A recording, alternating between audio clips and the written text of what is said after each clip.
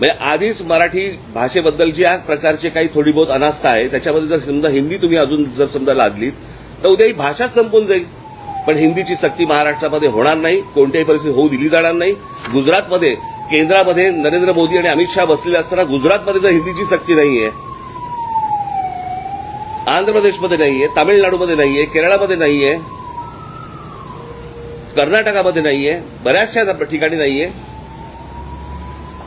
हे धोरण महाराष्ट्रावरती का लादलं जाते, कशासाठी लादलं जाते?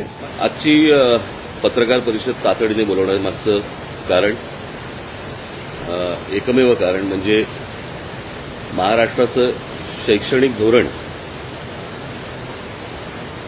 मी आधीच सांगून ठेवतो की मी या विषयाच्या पलीकडे दुसरा कोणताही विषय बोलणार नाहीये, कारण हा अत्यंत महत्वाचा विषय आहे आणि त्याच्या पलीकडे आता दुसरा कुठचाही विषय मला बोलायचा नाहीये.